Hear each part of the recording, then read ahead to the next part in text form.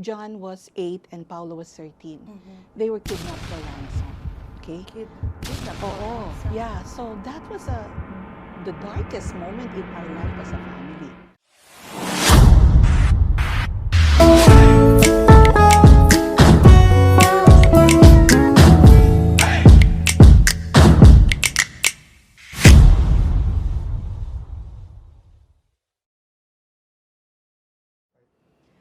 Welcome to another episode of Empowered Women with Mommy KM. Ayan, in celebration of Women's Month, ngayon yung buwan ng Marso. Ayan, so another empowering story of a successful woman ang maibabahagi namin sa inyo ngayong araw na to.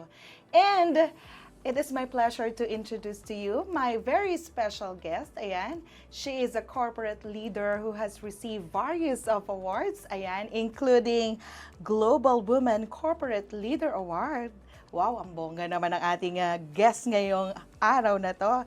And you know what? She's a single mother of 8. And her story was featured entitled Rising with Grit and Grace from Mother of 8 to CEO in Modern Business World, which is now Amazon's bestseller.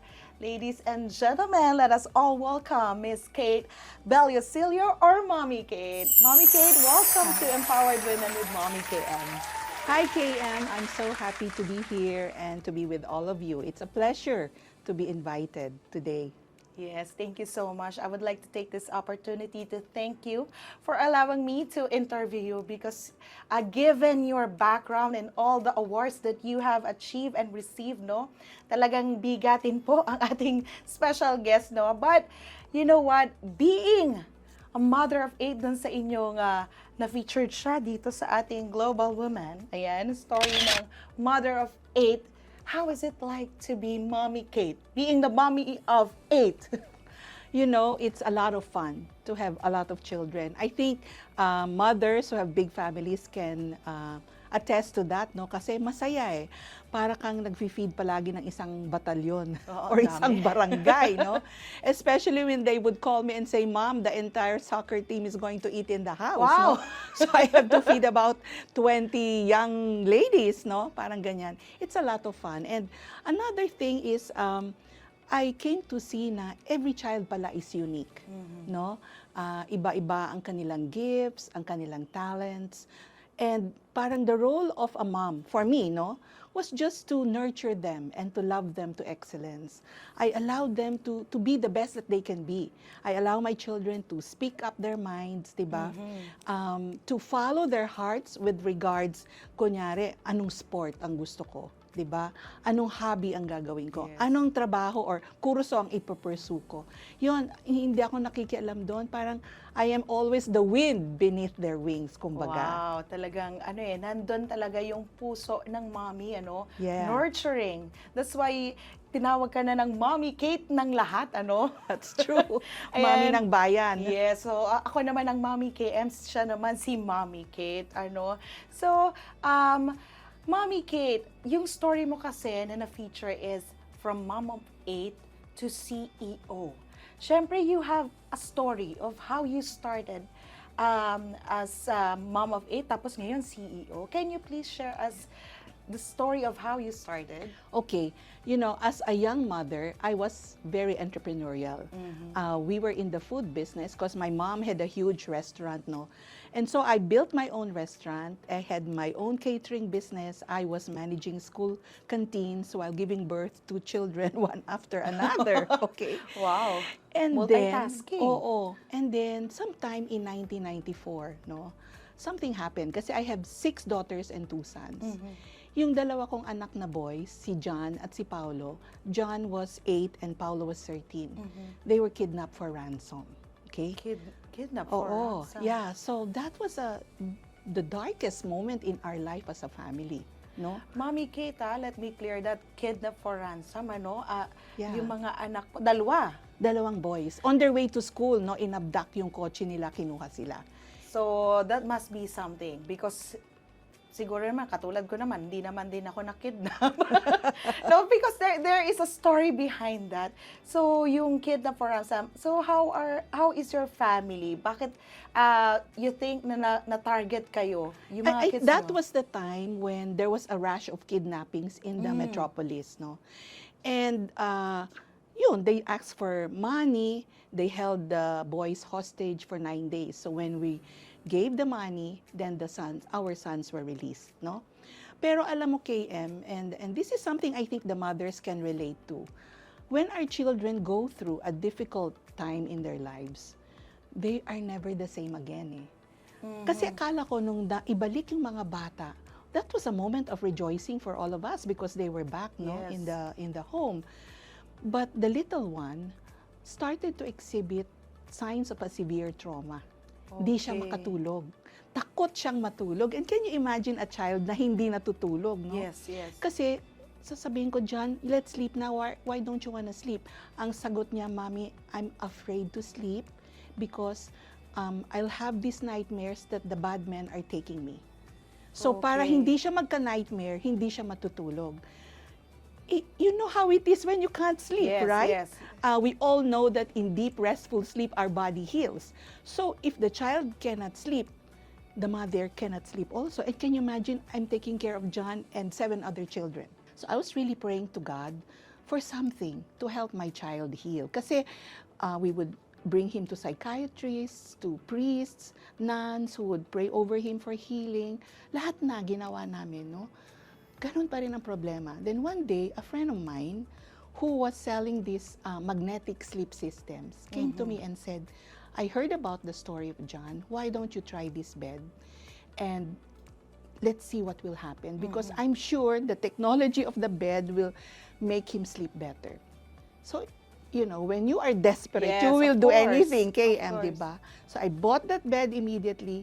I told my son, you're gonna sleep there for the first night. And I watched and waited what's gonna happen. Normally, John will wake up at 2, no, and then refuse to sleep. But for the first time in a long time, he slept straight through the night. And woke up the following day, parang masaya, not like the previous days, no? So I said, ano to, chamba? So that same night, the next night, pinatulog ko siya ulit. That deep sleep, that good experience of a deep restful sleep happened night after night. And when people started to hear about that story, they got curious. Anong kama yan? We want to see, no? Yes. So they'd come to my house, look at the bed, try the bed, and then they bought their own beds also. That started me in my business, no? As an entrepreneur. I didn't know. I was the reluctant kasi ang alam kong negosyo is food, eh, no? Yes, oo. So there's a business side to this pala. And so talagang in business kasi, facts will tell but the stories will sell. Yes. And I had a very powerful, authentic, real story, no? So I became the top distributor of that company. Wow. You know, for 3 consecutive years, I was able to grow a huge team of, you know, business women like me and men also. And I was given an award by the Direct Selling Association Wow. of the Philippines. Would you believe, a top distributor for that company? And then after 3 years, kasi 3 years mo lang ma-win yung award na yon, they elevated me to the Hall of Fame. No? Wow. Hall of Yun. Fame. Oo. So that started my journey in And the career. in the health and wellness industry. Tapos namatay yung aming general manager. You know, when change happens, 'di ba? It's not the same, eh, 'di ba? Yes, of course. So, after a while I left the company na. I figured I've done everything I could. Then I was hired by another company to be its general manager because of my experience in business development and taking care of leaders and etc. So that company was Synergy Worldwide. I was with them for about 3-4 years, and then after that, Kayani found me. This was in 2014. And until now. Until now, yeah. So we're going to celebrate 10 years already. So this is my journey from mother of 8 Of to 8. CEO. Imagine Yun. that, no, Mommy Kate. I was reflecting on your story kasi parang nag-start siya with the kidnap. So parang very dark yung Yes, side ng story, yes, but yes. and yet God turned it into something glorious That's out true. of that dark story of yours. And natutuwa ako with your journey as a mom, no? It's very difficult, Mommy Kate, di ba? Mm-mm. Ako nga, hindi naman nakidnap yung anak ko, but, yung kids nyo na may sakit, di ba? Hindi ka na Yeah. mapakali as a mom. And I could have imagined how you felt like, di ba? Yung mga anak mo for 9 days, di ba? And your journey is not easy. No, everyone has a story, but, natutuwa ako because you shared it to us. Thank you so much for sharing it to us. And now that you are here, now the corporate leader of Kayani Philippines, ayan, Yes. was still there a point in your life that I want to quit, you want to give up, you want to stop?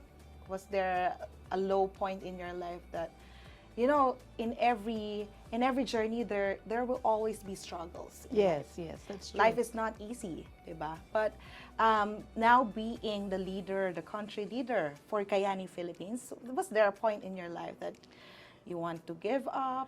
Alam nyo, in anything that we do naman there are peaks and valleys, di ba? Highs and lows. Nasa pagdala natin yan at pananaw, okay? Ang mothers never give up You know that, KM. Yes, yes. Bawal sa nanay mag-give up. I think the nanays will agree with me. Yes, of course. Di ba? We don't give up. So, ganun, that kind of nurturing spirit ang nadala ko sa workplace, no? I'll give you an example. When the pandemic happened, all of us were taken by surprise. Nobody knew Yes. it was gonna hit us. Nobody knew how are we going to No cope. one was Diba? prepared. Yeah, nobody was prepared, diba? And then businesses, if not being shut down, were slowing down, diba? Yes. Oh, how will we continue to thrive in this kind of environment, diba? So that was the challenge to me at that time as leader of Kayani Philippines. Paano? Ang beautiful thing that I want to advise all the mothers and everybody listening to our talk today is you really have to find time to be with God in quiet, in prayer. Yes. Kasi doon ko kinukuha yung strength ko yung strength. Pag dumadating yung panahon na napapagod, nadi-disappoint, nadi-discourage, nadi-demoralize, I go to prayer, no? And because of that deep relationship with God, He always finds a way to make things better. Nung time ng pandemic, syempre we did what we could to pivot, 'di ba? Yes. We shifted to webinars instead of Yes. person-to-person meetings kasi bawal nga na time, no? And then sabi ko kay Lord, what else can I do to change this crisis into an opportunity? Diba? Ganun Yes. tayo dapat mag-isip as entrepreneurs or leaders. How do we transform this crisis into an opportunity? I was led to Mind Valley, the Mind Valley platform. No? It's a learning platform. And meron doon module this person, this Japanese guy, Ken Honda, ang pangalan niya. I forgot his family name, no? He was talking about gratitude, no? And the principle of arigato in and arigato out. So pinag-aralan ko 'yun for 1 month, no? Inaral ko. Pero ang gift ko kasi KM is I'm able to simplify large complex knowledge into simpler terms that I can teach, no, to my people. So I gathered our leaders, I gathered the management team, at sinabi ko, you know what? Simple lang yung tinuturo niya The practice of gratitude on a daily basis. Okay? Ibig sabihin nun, kapag may natanggap ka, no, you will thank God for that and proclaim arigato in. Kasi may natanggap kang pera, whether it's your salary, whether it's a gift from somebody, you be grateful for that moment. Tapos, ito pa yung something new na natutunan ko. Pag meron kang binabayaran, you be grateful also. Kasi you have money to pay it, whether it's electricity, or water, or your credit card bills, you thank God and you say arigato out. Oh, okay. Simple lang, di ba? Yes. So I told that to our leaders, so let's practice that. And I told my management team, especially our accounting department, pag nagbabayad tayo ng kunyari ng renta, ng salary ng tao, arigato, out yun. Out. You proclaim that, arigato. You know what? There is such a thing as the power of collective energy eh. Nag-spike yung sales namin. More than 50%, or I think it was 70%, it spiked, no? Tapos sabi ko, sige, let's continue to practice it as a team. The Yes, whole and that was pandemic. pandemic. The next month, umakyat ulit by another 50%, from 70% to 50%. Okay? Anong nangyari? 2020 was parang the highest sales in the history of Kayani Philippines. Wow, diba? Oo, kaya meron akong talk when people invite me. There are spiritual practices for business success. At tinuturo ko doon yung meditation, quiet prayer, gratitude, which is the arigato in and out, and kindness. Wow. Yan. Thank you so diba? much for sharing that. Actually, yung arigato in, tapos arigato out. Usually, we thank God for the blessings that we are Yes, receiving. Pero oo. pag nagbabayad na tayo, pasa na kaya kukuha ng Oo, kasunod, hindi, diba? tsaka diba, minsan naiinis tayo, naku, ayun na naman si Maralco. Parang di ba walang humpay ang dating yan? I Yes, mean, regularly, Ali. every Every month month. it comes. Be grateful pala when you pay your Meralco bill. Oh, Or your may water nakuha- bill. May nakuha tayong tip Yeah. siya. Let's be grateful. The attitude of Gratitude. Gratitude. Yeah. Ayan. So, talaga nga nakuha ko rin yun. When you're a mom, parang there's no point na mag-give up ka. Nakuha ko yan because at times meron din ako, I also have lowest points in my life that I want to give up. But pag tiningnan ko yung anak ko, parang hindi pwede, mapapagod pero hindi susuko. Because I think that's what moms are created, 'di ba? Yes. Yun yung characteristic ng being a mom, 'di ba? And now, Mommy Kate, you shared your story, your journey, your success. What makes you think what makes you a strong woman? What makes me a strong woman? It's really prayer. Prayer talaga. It's a deep connection with God. And kasi sanay tayo sa prayer na salita lang tayo ng salita, hingi tayo ng hingi, 'di ba? But there should come a time in our prayer where we just be quiet and still and allow God to pour his being, his presence upon us, no? It's us being present to a greater presence in silence. Because in silence and solitude, God is able to do His work. Diba? He knows what's best for us, even Yes. if we don't ask for it already. So I really believe in my experience as a corporate leader that in silence and solitude, in quiet prayer, no, creativity and inspiration will flow. Kasi I'm sure you will see how well we mount our corporate events, no, our anniversaries, Yes. our Christmas celebrations, our Leaders' Night. We hosted the Asia Convention already in the Philippines 3 times, no. And people will always ask me, Mommy Kate, where do you get the inspiration for the ideas, and et cetera, et cetera? And I always say, in prayer. In prayer. Oo, you bring it to God, He will inspire you. No? At saka ako, pag dumating na inspiration during my quiet time, may papel na ako, nagsusulat You list na ako. down. I list down already whatever inspiration happens and flows at that moment. So, inspiration comes from your quiet time Yes, with you have God. to have quiet time. Yeah. Ayan. Kasi in quiet also, God will heal you. Like the one of John, nung maliit siya. The healing, of course, was triggered by that magnetic bed. But of course, it was in silence when hawak ko lang yung bata, walang salita, di ba? It's just my heart speaking to his heart na, mahal kita anak and I want what's best for you. I think the mother's love always heals eh. And we don't Yes. even have to say it all the time eh. Although it helps that we tell our children we love them, no? But our quiet, gentle presence in their lives, I think will impact them even more. Yes, parang feeling ko na mami na kita, Mommy Kate. Naramdaman ko yung words mo and your words are very comforting and nurturing talaga. And now, Mommy Kate, being the CEO, corporate leader.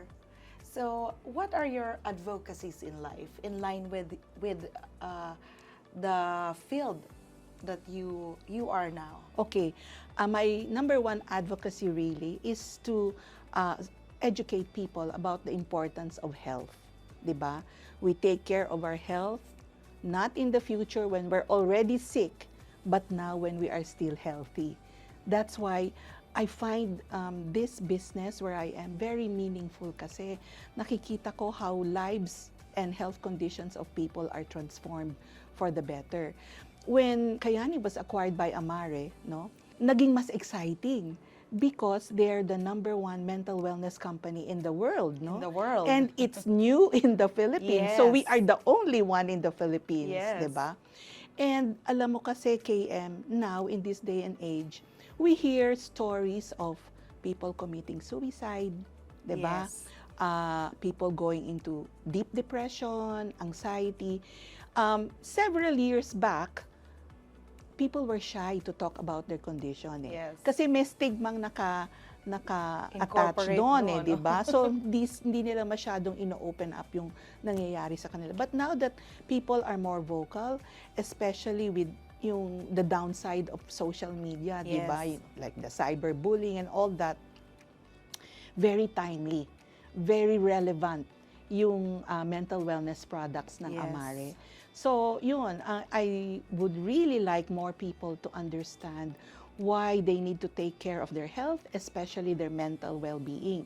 At na-analyze ng aming Chief Science Officer yung tinatawag na gut-brain axis. May connection pala ang health ng gut natin sa health ng ating brain. Yes. Oo, Wow. kaya dyan nagmumula yung mga hindi magagandang conditions na nararamdaman natin, no? And then, I was even telling Dr. Sean Talbot, you can see a lot of his talks on YouTube. Sabi ko nga, Dr. Sean, for senior citizens like me, kasi Mommy Kate is 66 already, no? Wow, 66 and yet parang looking young pa rin. So you have to be happy and positive, no? Ayan. Okay, so sabi ko, there are moments na nagiging makalimutin. Mhm. And we always excuse ourselves as kasi senior Senior moment. moments. But you know what he taught me, KM? Sabi niya, Kate, that is not a given of your age. Meaning to say, hindi porket 66 ka, it follows na forgetful ka. Mhm. Sabi niya, you just have to take care of your gut health. Mhm. And if you improve that, the brain health follows. Okay. So that means, reversible pala yun. So sa mga nakikinig po sa atin Yes. na nagsasuffer from brain fog or senior moments or memory lapses, there is a solution to that. And that is nutrition. Yun, nutrition diba? pala. Kasi minsan kahit ako, Mommy Kate, I'm 36, pero I'm also experiencing brain fog. Like, pupunta ka sa, ano nga bang gagawin ko? Di ba? Parang Oo. ganun. Parang feeling ko dahil yan sa, sinusaryan ako twice. Parang feeling ko dahil doon. Parang yun biniblame ko. But Oo. it has something to do with the gut health. Oo, diba? doon ko naintindihan. And that was like an aha moment for me. Pwede pala to ma-reverse. I mean, I can do something about it. Mhm. If I improve the health of my gut, then my brain health will improve. My memory will improve, di ba? I don't have to accept na, I'm 66, that's why forgetful na ako. Hindi pala yun ganon. Di ba? We can That's reverse nice to know. that, ano? Oo, we Diba? can So, reverse. it's good to know that your advocacy is to educate Yes, people yes, when it comes to oo. mental and health wellness, 'di ba? So parang ngayon ay meron tayo nakuhang tip, 'di ba, sa mga makakalimutin diyan. Shout out. Ayan. So kailangan lang nating protektahan ang ating gut health. So one thing also, because I'm a mom of 3 boys, all with special condition, and isa, like my youngest has autism. Isa sa mga kailangan niyang vitamins is probiotics. Correct. Because it has to do with the function of your brain. So that's why parang sabi ko, oo nga, tama yon. Gut and brain axis, tama po Oo, ba? gut-brain axis. Axis, Tama yan. ka. Yun ang tawag nila dyan. So yun, so we have to protect pala yung ating gut health din. And also, maganda, Mommy Kate, na maraming mga viewers ngayon ang ma-educate. Ayan, and thank you so much for sharing that, no? So, Mommy Kate, Now, I would like to ask your message, no, being a woman, a mom, ayan, what's your empowering message to our viewers who are watching right now? Okay, to all the viewers who are out there, no, I just want to assure you that we live in a wonderful, beautiful world. And this is the world we have created, di ba? Nasa kamay natin ang pag-create ng magandang buhay, Yes. di ba? So, let's fill our lives with hope. Let's surround ourselves with people who love us and can fan the flame of, inspiration, motivation, creativity. Parang stay away from negative people, di ba? Yeah. She said, I look young. Yes, of course. That's why, because quiet prayer is important, no? Nutrition is important. I take my food supplements regularly because, ang diet natin now is not that healthy anymore. Yes. So I need supplementation. And then, I live each day excited about what the day will bring. Diba? Mahalaga that all of you wake up every day excited about life. What is it that motivates you to get out of bed every single day to go out there? Kay Mommy Kate, it's the people I will meet, the people I will talk to, the people I will inspire na don't lose hope, you're feeling like that. There is a solution to everything. Dito kasi sa aming Kayani Amare, we find the needs of people. And we help provide solutions to them, whether it's better health, whether it's a better source of income, a more secure future. Are you looking for a way to improve your persona, di ba? Your pagkatao? Do you like to give back? Kasi we are strong in our CSR work, di ba? Lahat yan, if you are looking for something, we can help you find the answers to them. So, Wow. yun ang message ko, no? Be excited about life. Yes. God is good, God is great. Amen. Diba? Amen to that. Let's celebrate life. Yes. No? Let's celebrate Kayani. Yeah, Let's celebrate and Amare. Ayan. Yes. So, thank you so much, Mommy Kate, for having, it was an honor for having you in this interview. And napakagaan ng interview natin. And, actually, it's my first time to meet somebody who's very positive, actually, and who have a lot of inspiration in life. Thank you so much for sharing this to me and to our viewers. No, so it was really an inspiring story to share, and it is really meant to share to all our viewers. So thank you so much once again sa lahat ng mga nanonood ngayon. So I hope marami tayong natutunan. Actually, I myself, marami akong natutunan sa interview with Mommy Kate. So I hope this episode empowered each and everyone watching. So thank you so much everyone for watching. This has been your host, KM Valdez, also known as ang Mommy Madaming Ganap at Madaming Rocket, si Mommy KM Raketera, saying have a good day and peace out.